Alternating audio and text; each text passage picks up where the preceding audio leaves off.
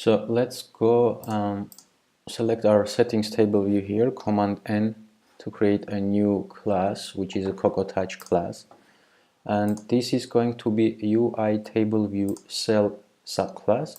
And I'm going to call this userTableviewCell. Click Create. And now we have our class here. I'm just removing these comments there. Let's go to our main storyboard and set our newly created class to be the class controlling our cell here. Hit enter and make sure it stays there. Another thing we need to do is to give a reuse identifier to our cell. I'm going to call it cell here. And select the image view, and I'm going to set a default image, which is avatar placeholder thing. So if we don't have any avatars, this is what our user is going to see. Okay, so we have our table view cell here, so we can do our connections now. So if I go to assistant editor here, if I select my table view cell, we're going to do this manually. And the first thing we have is our image view. So we command control and drag, and I'm going to call this avatar image view. And we have our full name image view, so let's drag it underneath. Not image view, sorry, full name label. So we have two things connected, and this is all we need for now. Let's get back to our users table view cell file, and here we are going to do some functions for our table view cell. The first one is going to be our generating the cell. So what we are going to do, we are going to pass a user object, and our cell will take the name of the user and the avatar and present it. So let's say func generate cell with, and we're going to pass an f user here. Sorry, I have my caps lock on.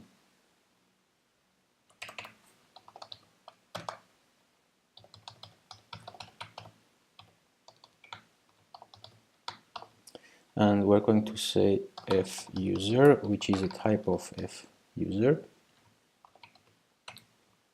And also we are going to pass an index path, which is a type of index path. The reason we need the index path is because right now when I click on my avatar, I can present my profile. So in order to get this working, we are going to need our index path for. So and now we get our user. What we can do here is to say self.full name label.text is equals to our f user, and we have a full name for our f user. So if we go to our f user class here, you see that we have all these parameters of our user, and it has a full name, so we access this parameter of our f user. But this is how we set the name. Then we want to get our image. So the image, if we go to our Firebase here, Firestore, you see that avatar, remember when we were saving it, we convert it to string and then we save it. So in order to get this, we need to get the string, convert it back to data, and then the data convert it back to UI image to present it. So it's a reverse steps that we did to save it. So we have a handy function, image. It's called image from data, and you should get this from the, what's the name, from the assets from the ready assets. It's in our helper functions.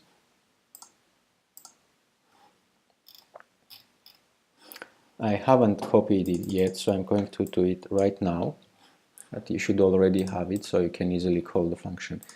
So let's see what the function does. Function takes picture data, which is a string that we get from our user object, and then it has a callback, returns an image. So basically we take it, we convert it to NS data, and then we create a UI image from NS data and return it back to our class. So let's use this function.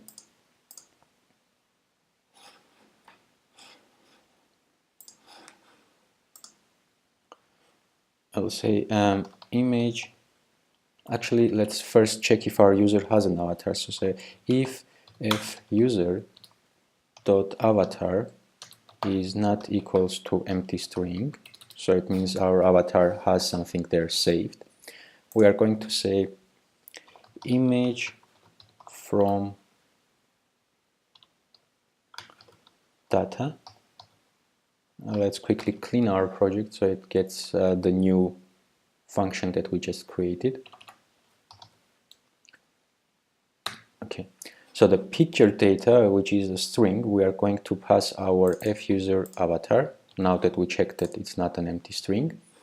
And with block, just hit enter, and I'm going to call my variable avatar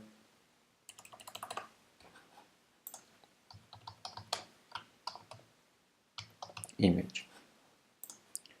So once our avatar image is ready, the code here will fire up so we can use it.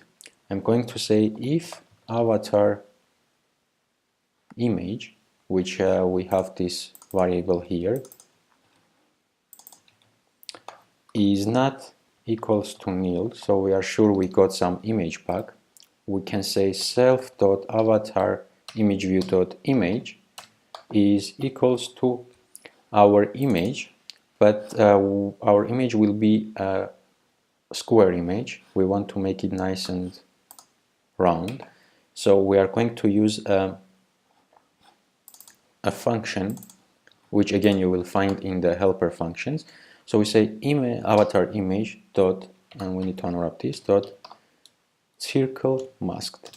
So if I click on this image, on this function, it will take me to our helper functions, where we have an extension of UI image. So what we do here is we calculate how take the image size, and we calculate what it is and convert it to a round image and center it. So these two functions are extension to our UI image. This is just basically takes an image and makes it round. This is all we need to know about this one there. Let me remove the extra spaces here. Alright, so this is our generate cell. What we need to do now is to take care of our this index path thing. So I'm going to, here on top, create a variable, call this index path, which is a type of index path. And AC is not an optional, so we have to have this. And as soon as we call our generate cell, I'm going to say self.index path is equals to the index path that we got from here. Okay, so this is setting the index path, a general variable, so we can use throughout this class.